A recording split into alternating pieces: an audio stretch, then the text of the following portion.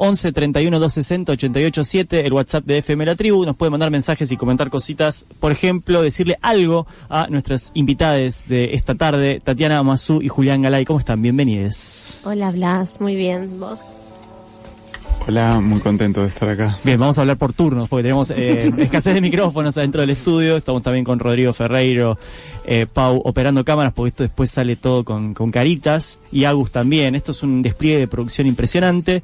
El motivo de invitarles es un poco una cosa, un poco otra cosa, ¿sí? Porque el motivo oficial es que, estuvo Los Cruces, el primer largometraje de Julián Galay en el DOC Buenos Aires, festival que va a estar hasta mañana acá en la ciudad de Buenos Aires, y el 28 se estrena, todo es el estreno comercial, vamos a decir, o un segundo estreno comercial, que no le va a gustar esa palabra a su directora, de Todo Documento de Civilización, película de la que hemos hablado aquí, de la que hemos hablado con ella.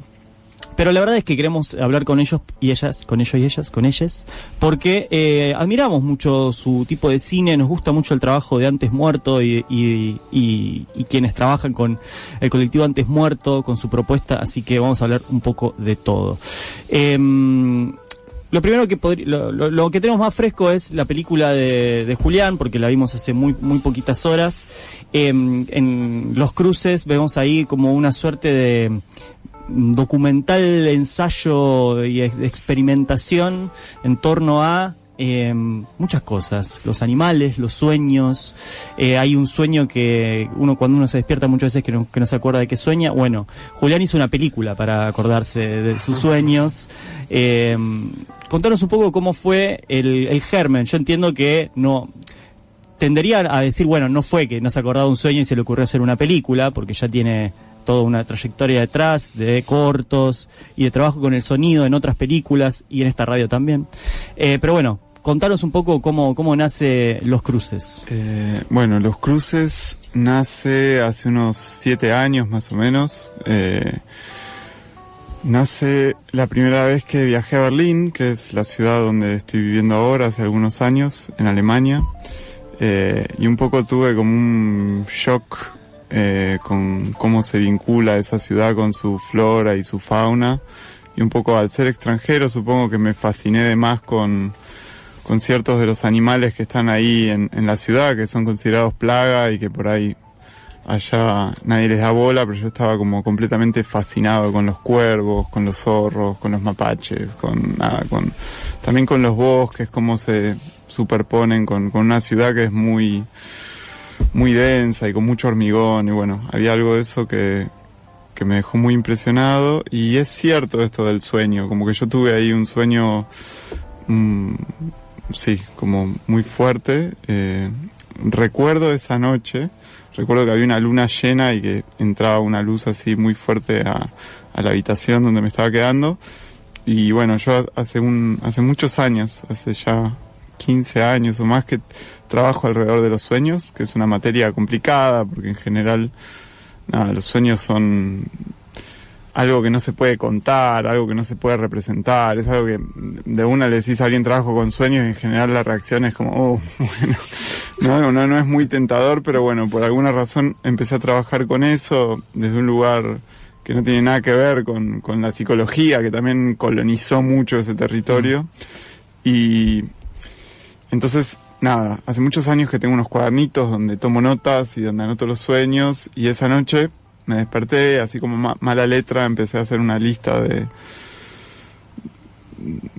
instrucciones, y bueno, días después cuando lo encontré sentí que eran instrucciones para hacer una película, pero no me podía acordar qué había soñado, y surgió esta idea un poco, en su momento un poco como una metáfora, pero después terminó siendo en serio, de que para recordar ese sueño tenía que hacer esta película que el sueño dictaba cómo hacer, y bueno. Y es una película que, de alguna manera, en determinados momentos, marida bien con el streaming del CONICET, por ejemplo, porque nos lleva a laboratorios, a ver algunas criaturas animales muy de cerca, algunas otras no tan pequeñas y muy de cerca, incluso tomando posición y estando en los créditos de cámara. Es Panchita, Así es. Bien, después te voy a preguntar por eso en particular.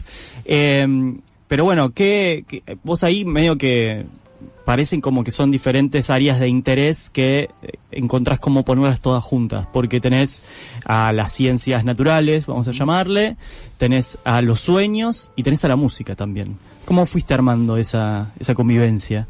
Esos cruces. Los cruces. Sí.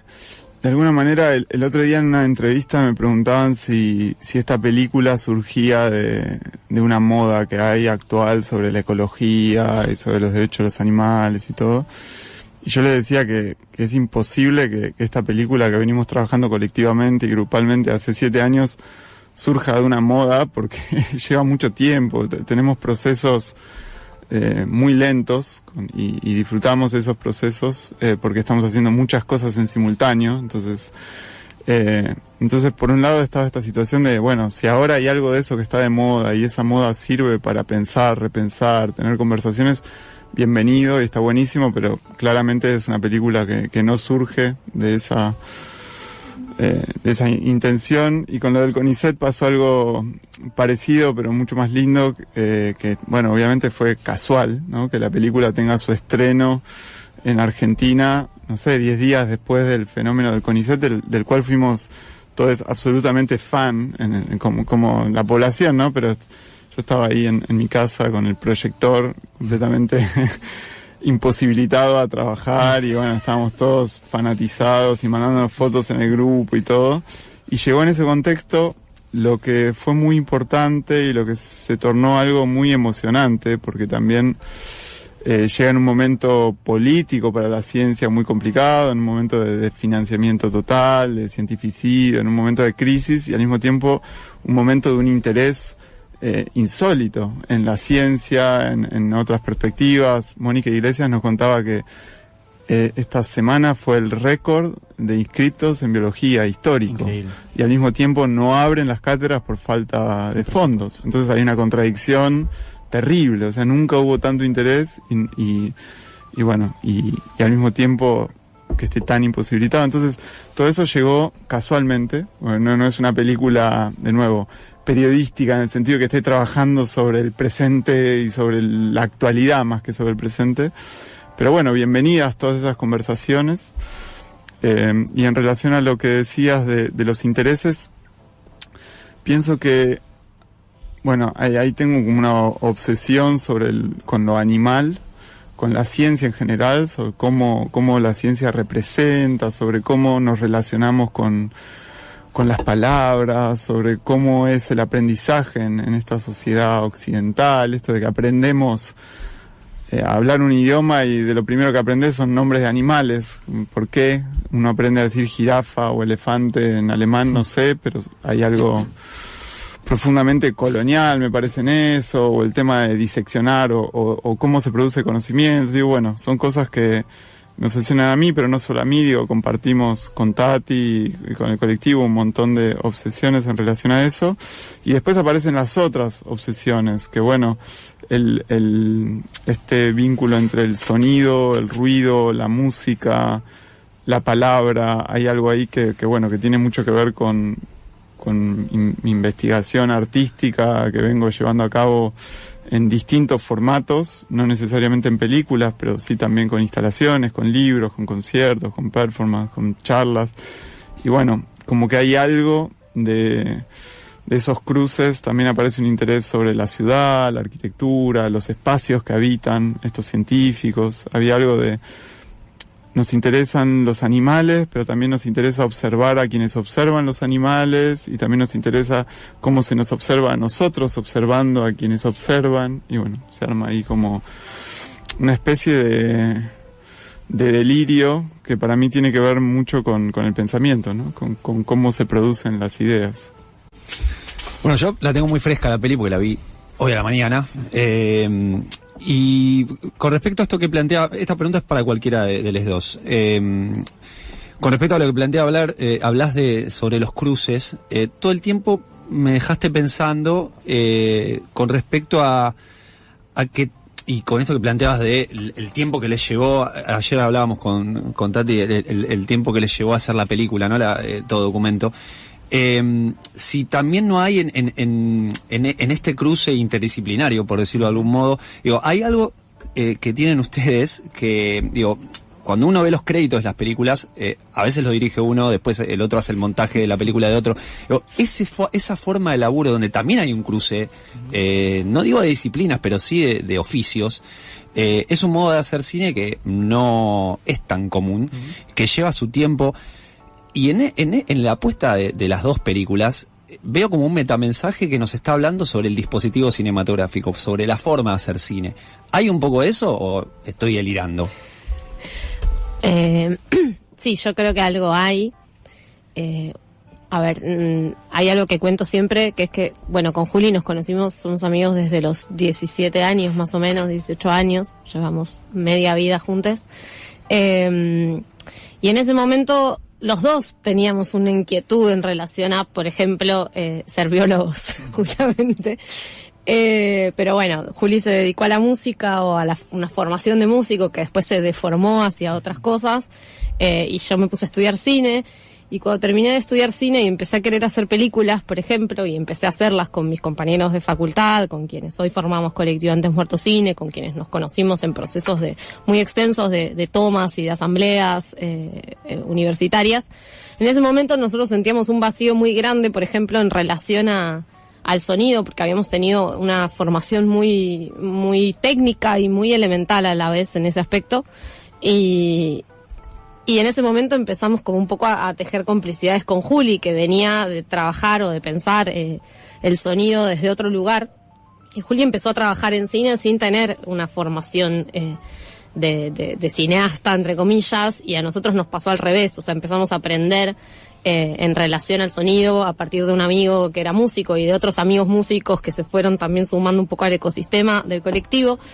Y eso es muy lindo porque inevitablemente llevamos muchos años de aprender y de enseñarnos mutuamente por fuera de lo académico, digamos, jugando y llevando adelante proyectos autogestivos que llevan muchos años, que por ahí en algún momento entra algún pequeño fondo, alguna pequeña ayuda, pero nunca ha sido como sustancial para financiar la cantidad de trabajo humano que había atrás. Entonces creo que ahí encontramos una manera donde, no sé, hay muchos compañeros que primero, no sé, que por ahí estamos formados en un área específica y terminamos, no sé, yo estudié fotografía dentro del cine y hoy en día, más que nada, si bien en los cruces sí hice la fotografía, más que nada monto películas de otras personas. Y hay algo que está bueno, que es que el producir sea también escuela. Digo, creo que para nosotros no es solo tener una, entre comillas, obra terminada que se exhibe, que después abre todas estas discusiones, que dialoga con los contextos, lo que sea, sino es también reivindicar otra forma de producir a la interna, que sea también en algún punto, más allá de que dividamos tareas, más horizontal, más solidaria y más del apoyo mutuo de los saberes, y construir conocimiento también un poco de esa manera. De hecho, hablaban de los créditos y es algo que venimos como discutiendo y transformando un poco película a película, también cómo empezar a escribirlos. Digo, nos dimos cuenta, a partir de ahora de que está bueno escribir de otra manera los créditos, entonces vamos ensayando diferentes maneras para empezar a pensar también cómo en esos créditos puede quedar algo de huella de cómo fue hecha esa película, ¿no? Y bueno, eso está en constante mutación, pero es una preocupación que ahora nos queda, por ejemplo, también. Además de que también todos somos docentes, damos clase, hacemos otras cosas con el cine en paralelo, ¿no? Tati, ahora esta semana, el jueves, volvés a estrenar, bueno, las palabras son también, ¿no? Como esto de... Podés decir comercial si querés, aunque no entrará dinero, ni mucho menos. Bueno, para quienes están escuchando, estamos hablando con Tatiana Massú González y con Julián Galay, que presentaron sus películas y las seguirán presentando. Todo Documento de Civilización, la última película de Tatiana Massú, va a estar en la Sala Lugones. Decimos estreno comercial para diferenciarlo de su paso por festivales, ¿no? Cuando llega a salas que venden entradas habitualmente, no sé, de ahí viene el estreno comercial, así como supongo que a ustedes quizás por lo que decías recién, Tati, las etiquetas de director y todo encasillado en un rol, quizás es lo que hace que estén repensando la cosa de los títulos. Bueno, vamos a usar el estreno comercial para que se entienda. Digámoslo. Bueno, vos esta película, ¿cuándo la terminaste, cuándo la presentaste? Como pasó bastante tiempo, ¿Cómo estás vos con la película? Bien. Bueno, aclaro de paso, Juli es el sonidista de todo documento de civilización, así que estamos acá en ese ida y vuelta.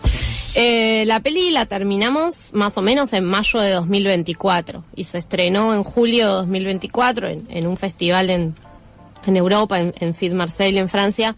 Un festival que nos gusta mucho, pero que bueno, también como pensando en esta cuestión de los circuitos de distribución de cine, siempre es una cosa como un poco incómoda, ¿no? Uno hace una película sobre algo que sucede y que crece a 2 cuadras de tu casa y terminas estrenándola a 15.000 kilómetros, y a la vez tenés que hacer eso porque si no los propios cines acá, el propio circuito de distribución es bastante expulsivo y no reconoce el trabajo hecho acá si antes no se vio afuera, es todo muy extraño.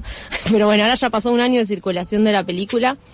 Y estamos re contentos, la verdad que anduvo por todos lados y es un relogro también porque, bueno, recién como decía antes cuando Rodri consultaba lo de la modalidad de trabajo, nosotros también hacemos todo el laburo de distribuir, de exhibir la película, digo, como que es una película que se mueve en ese sentido sin intermediarios y con un laburo muy de hormiga de todo el colectivo, y ha girado un montón y sigue girando un montón. Y bueno, no lo dijimos, pero es una película sobre el lugar de la desaparición forzada de Luciano Arruga en manos de la policía y del Estado, Lomas del Mirador, a pocas cuadras de mi casa, por eso esa inquietud. Y es muy fuerte ir viendo cómo das vueltas por el mundo y la opresión es la misma, el racismo es el mismo, o sea, tiene sus variantes, ¿no? Obviamente, pero... Y en ese sentido ha resonado mucho y ha sido muy conmovedor, como en los casos en los que pudimos acompañarla porque nos invitaron o demás, andar dando vueltas un poco con ella o a la distancia también. ¿Cómo fue después de, si bien estuviste cerca del colectivo de familiares y amigos de Luciano Arruga, en todo momento de producción, supongo que hubo ahí un ida y vuelta permanente, una vez que la película se terminó, se proyectó, ¿cómo fue el recibimiento, la respuesta que tuviste con la familia de Luciano, con familiares y amigos? Bueno, acá está Rodri. Pero ahora tiene otro sombrero. Ahora está en otro a mí me personaje. gustó mucho. La verdad. No, bueno, fue un proceso muy lento y para mí siempre eso era muy difícil porque vos te acercás a un grupo, a un colectivo, a una persona y le decís, tengo ganas de hacer una película a partir de esto, con esto, cerca de esto, porque tampoco era una película sobre... y eso era, en primer lugar, difícil de explicar en un estado muy germinal de la idea, pero también esto que hablábamos, ¿no? Es una película que se iba haciendo en los huecos, en los ratos libres. O sea, yo por ahí filmábamos o editábamos un sábado o en todo un año lo único que hacíamos era ir el día de la marcha el 31 de enero y filmar en el barrio, y después por ahí durante un año no teníamos posibilidad de hacer más nada. Después llegó la pandemia, entonces en su momento yo me había acercado. Habíamos tenido un par de reuniones, me habían como acercado a Mónica, la mamá de Luciano, me junté a grabar unas conversaciones con ella que terminaron siendo centrales en la película, pero yo en ese momento no sabía cuán centrales todavía iban a ser. Y siempre es muy delicado como qué promete uno, ¿no? A las personas a quienes se acerca, y yo además soy una persona bastante tímida, entonces eso me costaba mucho. Era como dar cuenta de esta complejidad de película que es muy particular en sí misma, que yo tengo en mi cabeza pero que todavía no existe, y a la vez cuidar eso. Digo, en el caso de Moni, una persona que abrió su corazón entero en esas conversaciones, su lucha y también su dolor, entonces hay una complejidad en esa cercanía que a mí me generaba como mucho miedo como sostenerla en el tiempo, entender cómo acercarme, pero bueno. A lo largo del tiempo siempre dialogamos con una compañera que hizo bastante intermediaria en esa comunicación, y cuando finalmente tuve algo para mostrar, que tuvo que pasar la pandemia y un periodo largo de desempleo que me permitiera finalmente editar. Cocinar la película. Sí, hubo que no tener trabajo para poder hacer la película. Ahí en algún momento le fui contando, bueno, a Natacha, que es quien me dio bastante esa comunicación. Voz de este programa en las artísticas. Muy bien. Y en su momento, bueno, cuando hubo un corte le dije, bueno, ahora sí hay algo que se puede mostrar, para que si tienen algo que decir, discutir, repensar, proponer, ese es el momento. Y bueno, esos fueron hasta que volvieron los mensajes de regreso, fueron un momento de mucha tensión. Claro, pues, porque los mensajes fueron muy lindos. Bien, porque digo, lo que sigue a esta pregunta es como que no decías que no le puedes prometer nada, y quizás cuando decís quiero hacer un documental, la idea del documental que se hace en esas otras personas es quizás una forma más canónica, tradicional, y si hay algo más lejano de lo canónico y tradicional es la forma que eligen desde Antes Muerto Cine, digamos. Digamos, hay bueno, vayan a verla, obviamente, sí, pero vayan. Y al gusto de muchas que vamos a ver esas películas, es mucho más potente en muchos sentidos. ¿Hubo algo de eso que en algún momento temiste? Y alguna respuesta que fue como, en un momento no sale la imagen. Estoy acostumbrada a que pase con mis películas, con nuestras películas, a veces pasa, nos ha pasado. Pero a mí me pasaron dos cosas. Por un lado, que cada año que por ahí íbamos a la marcha, yo me cruzaba con Natacha, cruzaba un par de palabras, le contaba, tanteaba, y siempre del otro lado me contaban alguna anécdota de algo malo que les había pasado. Somos tremendos. Pero debo decir que a mí eso me ayudó mucho, porque Nati, por ejemplo, recuerdo en varias ocasiones, ¿no? Porque una vez se acercó a alguien y me contaba algo, y yo decía, bueno, ok, por acá no. Y a mí ese tipo de advertencias indirectas me ayudaron a confiar en que, bueno, mi idea no va por ese lado, para mí la película va por otro lado, que tiene que ver más con las sensaciones, con sentir el espacio de una desaparición forzada en democracia, con intentar generar otra estrategia para resensibilizar, que después ojalá lleve a un espectador a querer saber más e informarse más, ¿no? Pero creo que hay en la película como esa intención de resensibilizar ciertas preguntas en relación al tránsito cotidiano por una ciudad que lleva impregnadas, las marcas de esta violencia estatal y de muchas otras. Y ojalá la película sea también en ese sentido, bueno, dé ganas de saber más, de preguntarnos más. Creo que a través de la poesía intenta generar de alguna manera eso. Estamos hablando con Tatiana Massú, con Julián Galay, directores de sus respectivas películas, Todo Documento de Civilización y Los Cruces. ¿Les podemos robar unos minutitos más después de la tanda si cerramos esta charla con tiempo y sin apuros? Yo me quedé con algo que decía Tati al final del bloque anterior con respecto al modo que tienen de hacer documental, ¿no? Que no es un modo convencional, como decía vos, Blasito. Y hoy mirando la película de Julián, por supuesto que eso me atravesó todo el tiempo, esa idea, porque si uno la mira un poco distraído, tal vez erróneamente y rápidamente y de un modo tal vez un poco irrespetuoso, dice, es una película de pajaritos y de sueños. Pero ahí digo, más allá de que aparece en un momento la palabra glifosato explícitamente, ahí digo, vos tenés una mirada con respecto, voy a hablar en modo tal vez muy militante, explotación o barbarie capitalista o extraccionista, que es muy clara. Vos en un momento te pones a pensar sobre los sueños de los animales. Le das una entidad a los animales y a la voz de los animales, por decirlo de algún modo, que es muy relevante. Esto fue pensado, ¿cómo surgió esa idea?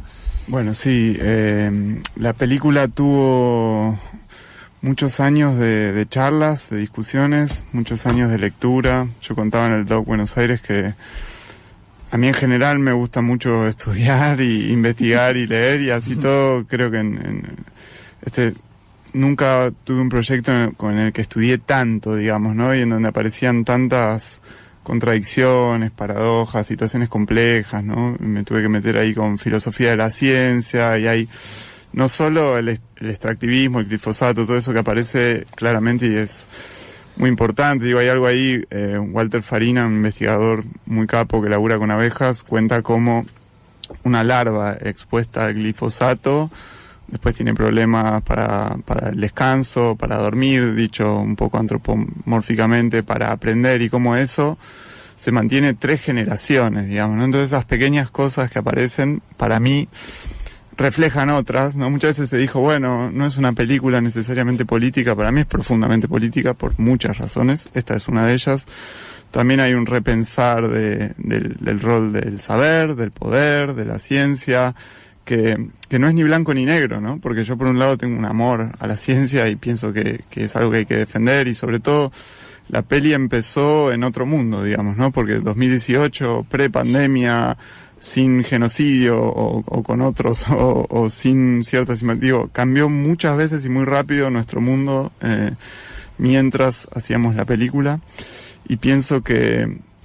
Nada, se presentan un montón de contradicciones que fueron reflexionadas, que fueron pensadas y que están ahí para pensar, repensar. También hay algo, no sé, yo pienso que entender que un pájaro tiene sueños y pesadillas, o que una araña sueña y entra en estado REM, estas arañas chiquititas que tenemos en nuestras casas, yo pienso que hay algo ahí muy profundo, o por lo menos a mí me genera una suerte de terremoto pensar que esa araña está teniendo una pesadilla, por ejemplo, ¿no? Y pienso que hay algo ahí profundamente político también en eso, ¿no? En ese gesto de poder pensar lo animal sin dejar de pensar en los humanos, ¿no? Porque también está el peligro de ir hacia lo animal y después que haya explotación laboral, y bueno, están esas contradicciones también, ¿no? O sea, cada tema viene cargado de un montón de problemas, y pienso que la película intenta alimentarse de esos problemas, ¿no? Y bueno, presentar ahí una escucha a todo eso. Hay una escena, perdón que te interrumpo, pero me dejaste pensando algo que me acordé ahora. Vos en una escena decidís darle la cámara a un animal. A Panchita. A Panchita. Es genial esa escena. A mí me maravilló, la verdad. Bueno, eso también se relaciona mucho con tu pregunta anterior de si en la película aparece el cómo hacemos cine, ¿no? Hay algo, yo estoy absolutamente obsesionado por los procesos de creación, de cómo se hacen las cosas, más allá de qué. Inevitablemente, aunque no quiera, aparece en las obras una reflexión sobre cómo se está representando lo que se está representando, ¿no? Aparezco ahí medio detrás de cámara, hablando detrás de cámara, se me ve un bracito, o bueno, hay algo de cierta autoconciencia de la cámara, que aparece como algún material técnico que observa, casi un material científico, ¿no? Hay varias cosas, pero entre esas cosas hablábamos mucho con el colectivo sobre jugábamos un poco con esto de tomar los medios de producción, ¿no? Bueno, hay que tomar los medios de producción, y decíamos, bueno, ¿qué pasaría si los animales pudieran tomar los medios de producción? Y empezamos a jugar con estos juegos de palabras, decir, bueno, ¿cómo transformar medios de producción en medios de percepción, ¿no? Y empezar a desarmar ciertas certezas, ciertas geometrías, ciertas imágenes de poder, ¿no? Porque también antes hablábamos de cierto documental tradicional que a veces, no sé, desarmar cierta autoridad de ciertos discursos o ciertas formas de mostrar ciertas cosas también es un gesto político. Y bueno, nos parecía interesante eso de dejar que los animales nos miren, ¿no? Hay algo ahí de invertir un poco eso. Sí, me quedaba pensando como un poco entre las dos preguntas que hacías recién también, y lo del streaming del CONICET que hablábamos antes, como una cuestión que apareció muy en esos días del streaming del CONICET en relación al extractivismo y a la cuestión de las petroleras y las plataformas offshore en Mar del Plata, y como incluso en ciertos discursos que aparentan ser progresistas y defensores de la ciencia local y demás, de repente lo que ven en esos animalitos igual es un recurso, o sea, seguir pensando todo eso que está vivo y que no es humano como un recurso, como algo que también está a disposición de los humanos, y de los humanos en tanto seres que ocupan un lugar en una sociedad como capitalista, ¿no? Entonces, también en ese sentido, ampliar la sensibilidad, la percepción y el marco de agencias hacia esas otras cosas no vivas que no son humanas me parece profundamente político y necesario, y sobre todo en este contexto, ¿no? Donde todo el tiempo es tipo, bueno, el fin del mundo, no hay nada, y nosotros creo que intentamos mucho desde el cine volver a confiar en cierta posibilidad de imaginario o de fantasía. O sea, creo que cuando queremos hacer también otro tipo de documental es porque insistimos en que la fantasía es necesaria para transformar el horror del presente, y para eso es necesario ampliar el marco de lo sensible, ¿no? Y nada, me acordaba de estas discusiones de hace un par de semanas, y creo que hay algo de eso en la peli. También, ¿no? El bicho no es un recurso. El bicho sueña. Y puede filmar. Bien, hay algo de lo que decías recién, en esto de que me parece como para resaltar cómo esto de hacer las películas en colectivo implica, bueno, además de por la materialidad de nuestras vidas, de que trabajamos de otras cosas y para otras personas, implica un proceso de ida y vuelta, de conversación, de diálogo entre ustedes, que parece como muy necesario para que estas películas existan de esta manera, ¿no? Y hablabas antes también de las dificultades y los problemas que tiene el cine nacional en términos de difusión y exhibición de sus películas. Y leí, hoy volví a leer este pequeño manifiesto que está en la revista En Otro Orden, por un cine pequeño, creo que es el nombre, sí. Y algo de eso hablas ahí, ¿no? Y en estas semanas que hablamos de el gran estreno nacional que generó y que marcó agenda durante toda la semana, y otro gran estreno, que es el de Historias Extraordinarias, que también puso a Ginás a recorrer distintos medios, de repente como un defensor de un instituto que antes denostaba, vamos a decir por fines nobles, ahora se cambió de saco, pero de nuevo hablando de esto de, bueno, las películas, discutiéndole a Francella, vamos a decir los nombres, discutiendo esta idea de que las películas, nadie hace películas para que no se vean, discutiendo la cuestión de la cifra. ¿Cómo entra en el grupo, en el colectivo, en sus discusiones, en sus charlas, en su producción, esta idea que un poco parece heredada, parece ajena, pero es un poco real? Uno supongo que todos quieren que mucha gente vea sus películas. Al momento de su producción, esta cosa de la audiencia, el público, los espectadores. Sí, a nosotros siempre nos...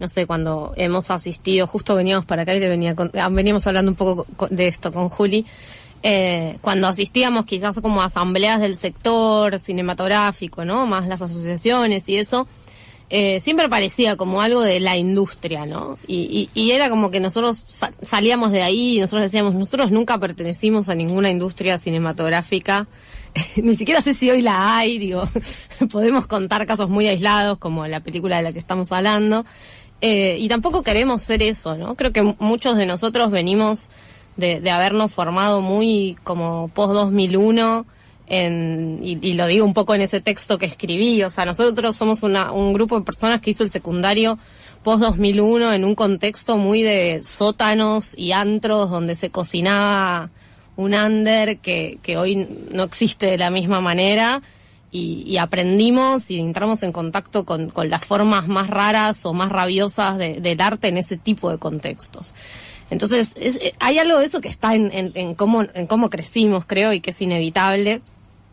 Pero después, yendo a lo concreto, obviamente que uno quiere que las películas las vea la mayor cantidad de gente, eso sin duda, digo, por algo las hacemos. Pero creo que, en primer lugar, para nosotros eso no tiene que habilitar nunca renunciar a nuestro modo de producción, nuestra forma de hacer, este respeto por los tiempos, por la horizontalidad, por cierto trabajo desde los territorios en los que vivimos y las cosas que nos motivan, que nos conmueven, que nos ocupan, que nos preocupan. Digo, entrar en la industria y pretender la cuestión de masas es también transar con otro montón de cosas con las que a nosotros no nos interesa. Y después hay un problema que es muy visible y que lo hablábamos recién, que es, bueno, las películas como las nuestras no tienen hoy pantallas acá. Es muy difícil. Y muchas veces incluso se insiste en cierta crítica, como para mí un poco políticamente correcta, de, bueno, pero ¿por qué el cine documental o independiente o experimental va a los festivales? Va a los festivales porque es el lugar, la pantalla que nos dan. O sea, tengo un amigo colombiano que siempre dice, yo estoy harto de que etiqueten mis películas como experimental, porque cuánto más nos van a arrinconar a un lugar marginal en vez de generar estrategias para que la gente se acerque a otras formas de hacer películas, ¿no? A otras preguntas, a otras estéticas, a otras... Entonces, en ese sentido, por supuesto que hay una preocupación constante en cómo moverlas, pero también sabemos que como no hay una intención comercial en lo que hacemos, también son películas que no mueren a los 6 meses, ¿no? Digo, son películas que por ahí ahora estamos terminando con todo documento, por ejemplo, un año de que la energía la pudimos poner en los festivales, y para los festivales ahora ya somos viejos, lamentablemente, porque también es un circuito expulsivo. Pero ahora eso habilita que la película siga viviendo y que, no sé, podamos ir a un colegio que quiera que pasemos la película y nosotros vamos y llevamos la película con el mismo cariño a un colegio o a un centro cultural o a una plaza o a donde sea que nos inviten o que podamos generar un lazo. Entonces para mí está bueno pensar eso también y hay algo de eso en el texto En otro orden. Bueno, son películas de largo aliento en el hacer y también en el exhibir y que en eso pueden ir tomando diferentes formas donde sí, no hay un conteo de entradas oficial de cortás un ticket y cuánta gente la vio, pero un montón de películas y ahí doy varios ejemplos en ese textito. Hacen otros recorridos que a la vez son mucho más, que te devuelven mucho más que la idea de tener un montón de salas con un ticket oficial, ¿no? Y otra cercanía, otro estar cerca, que para mí también hace más sentido con desde dónde salen las películas que hacemos. No sé si quieres agregar. También creo que es importante desarmar esta idea cuantitativa, ¿no? También está lo cualitativo de cómo se ve una película, o sea lo que sea, digo, esta idea que todo se pone como en términos económicos, numéricos, ¿no? De, bueno, ¿cuántas personas fueron a ver la película? Por supuesto queremos comunicar algo, queremos establecer vínculos, por eso nos esforzamos tanto en salir a decir, hey, estamos haciendo esto. Al mismo tiempo se subestima muchísimo al público, ¿no? En estos dichos que se hacen, se habla como si las personas no fueran inteligentes, no fueran sensibles, y muchas veces el problema está en los intermediarios, porque lo del CONICET, si comprobó algo, es que puede estar un país entero viendo 8 horas, como si fuera una película de Béla Tarr, siliente, con amebas, y la gente está fascinada. Y si ahora hay un récord en inscriptos en biología y antes no lo había, es por una cuestión de comunicación también. Y qué se acerca, y qué estos niños preguntando qué hay que estudiar para hacer eso, digamos, ¿no? Entonces, eso es aplicable, me parece, a un montón de expresiones artísticas de distintos géneros, y que hay que dejar de subestimar, de sobreexplicar. También, obviamente, es un tema amplio, hay un montón de intereses detrás de darles de comer la comida masticada y siempre lo mismo. Y al mismo tiempo son cosas pequeñas, pero digo, en la Lugones la sala estaba agotada, ¿no? Entonces hay un interés, quedó gente fuera y aunque se agote la sala después no se puede mostrar más porque no hay espacios. Entonces es una sensación similar a esta de, bueno, hay interesados en estudiar biología, no abre la carrera por falta de fondos, ¿no? Entonces entran estas paradojas donde desde afuera se bombardea diciendo las películas le dan espalda al público o este tipo de idioteces que esconden una violencia muy profunda, ¿no?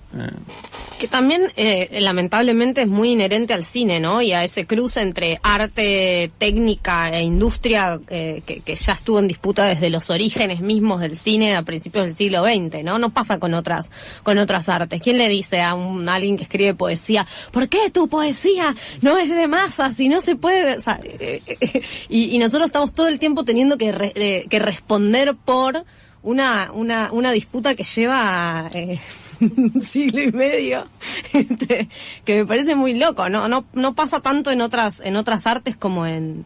Nadie va a bardear a alguien que se pone a cantar con su guitarra canciones en el subte si quiere hacerlo, y con el cine sí pasa, y eso es tremendo, es brutal también. Como siempre hay que estar dando explicaciones de por qué te ve poca gente, y bueno, sí.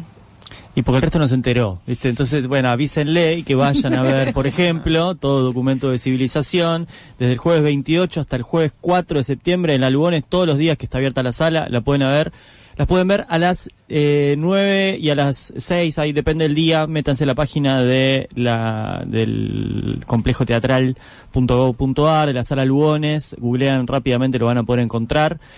Vayan a verla porque además la película de Tati, como la película de Julián, como todas las películas de Antes Muerto, vamos a decir todas en general, pero especialmente las películas de Antes Muerto y alrededores, tienen un trabajo, bueno, no es para hablar bien del trabajo del amigo Galay, pero tienen un trabajo con el sonido que es realmente diferencial verlo en una sala en las condiciones para las cuales fue pensada. Así que vayan y estén atentos y atentas para cuando Los Cruces llegue a otras salas acá en la Ciudad de Buenos Aires luego de su paso por festivales.